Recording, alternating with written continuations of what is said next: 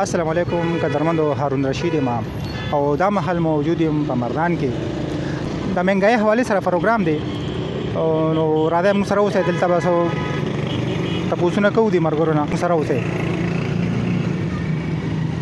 دلته یو ځوان را سره موجود دی او دې سره مې یو دوه خبرې کوو د دې رای اخلو نو راځه موږ سره اوسه. السلام علیکم. وعلیکم السلام. څنګه حال دی؟ خیر دی جی تاسو خیر؟ د موجوده حالاتو ته تاسو څنګه ګورئ؟ یاره جی موجوده حالات خو ډېر زیات خراب شي دي جی. هر یو سړی ته پریشان نه دی، سر ټکوي، تیل ورځ تر ورځه ګرانېږي، ډالر په بره خېږي، ریال له کوم ځای نه کوم ځای ته وخته. تقریبا دا د 3-4 میاشتو خبره ده. اوړه څه ځای ته ورسېدل، هر یو شی ګران دی. د عام انسان زندگی چې دا ډېره ګرانه شوې ده جی.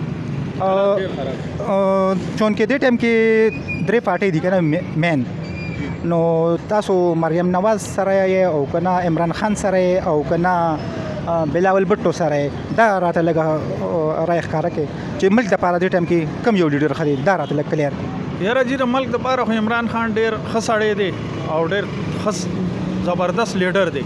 او د مریم نواز د بلاول چې راته څوک نوم لي که نه، نو هغه سړي سره مې ومه لکه زه وایم چې هغې سړي سره هم خبرې نه کوم. ولې وجه دا د پوه شلي چې د هغو کردار څه ټیک نه دی. د دې نه مخکې به هغو د منګایي باره کې مارچونه کول، منډې به یې وولې، اوازونه به یې کول، خلک به یې راپاساو.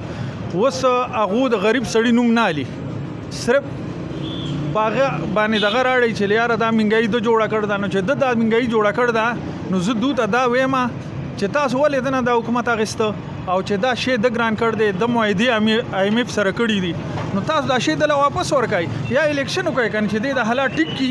او زه دا وایم چې ان شاء الله تعالی چې د حکومت راشي، نو زیات نه زیات 15-16 میاشتو کې به حالات بالکل ټیکی کلیر وي.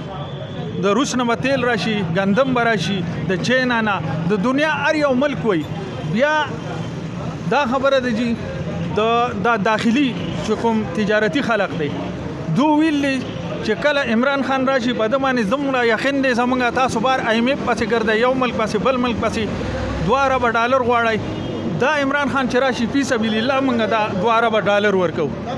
بل بهرونی خلق چې دی هغه وایي چې کله د عمران خان حکومت راشي، نو موږ په پاکستان باندې د ډالرو بارش وکړو، باران به وکړو.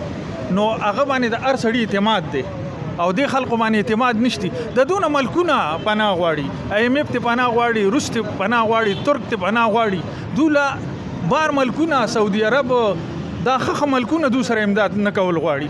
نو آیا خبره دا د پوښلی چې زما دې خلکو ته درخواست دی چې دوی د استفاګانی ورکي او دوی د الیکشن اعلان وکي، ولې چې د دونه خلک نفرت کوي او دو په زور راغلي دا شی دو قبضه کړ دی، دا د دو بدمعشي ده. واحد یو سړی دا عمران خان دی چې دی به دا ملک ټیک کوي ان شاء الله.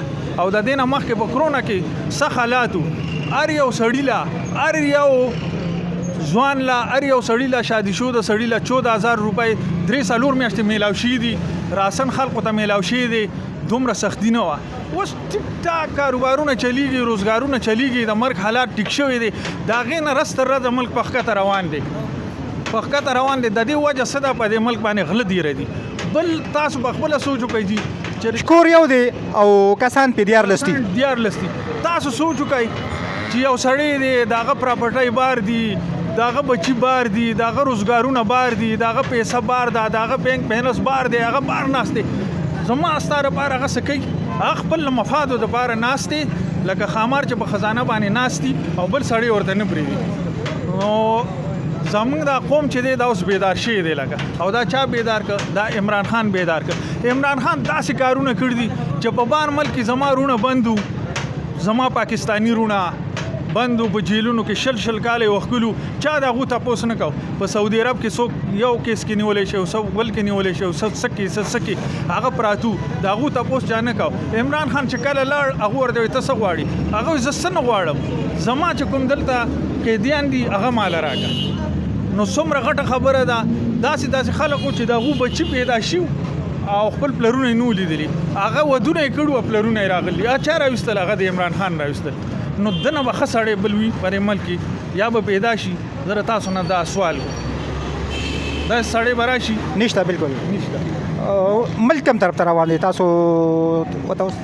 یاره جی د هغه د خولې دا میسج دی، هغه وایي که چېرته الیکشن وشي عمران خان صاحب وایي نو دا ملک به ټیک شي. دا دوه طرفو ته روان شي دی.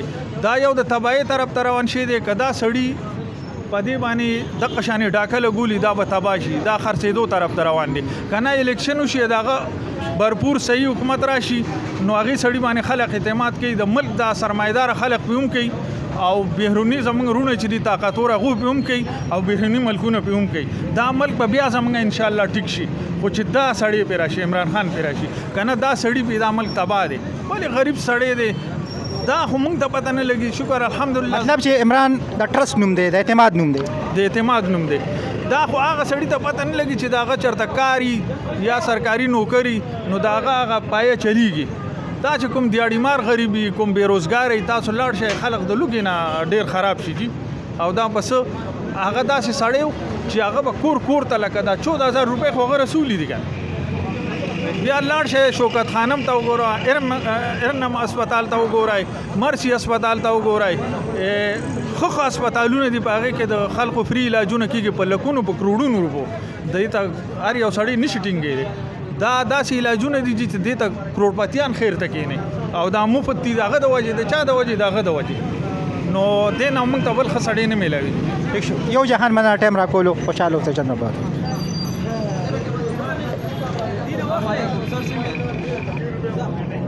السلام علیکم ورحمۃ اللہ وبرکاتہ. وعلیکم سلام.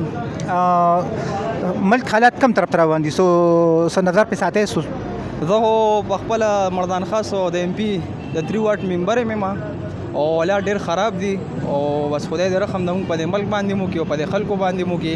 دا کوم حالات چې موږ وینو دا ټول په بازار کې دا خلک روتي دي او خلک یې دونه دغه کړي چې په ډوډۍ پسې 2 وخته خلک یې وجاړول. په خپلو بچو باندې خلک 2 وخته ډوډۍ نشي خوړلی او بل د خلک خبره کوي چې عمران خان داسې او دی داسې نو بچا تنقید خو نه کول پکارو خو چې کوم حقیقت یا به وي د خلکو ته حقیقت دا دی چې دلته به لسو کالو کې دی په حکومت کې څوک چې ته یونیورسيټي روړه چې ته یو کالج روړو ماته د خلکو خو دلته یې سمو نقل پی ټی آی ګورنمنټو او زه د خلکو دا ویم د خپل ورونو ته چې به را دې ټول یو شي او هغه سړی له وټ ورکړي چې د خورې خدمت وکړي د خلکو خدمت وکړي.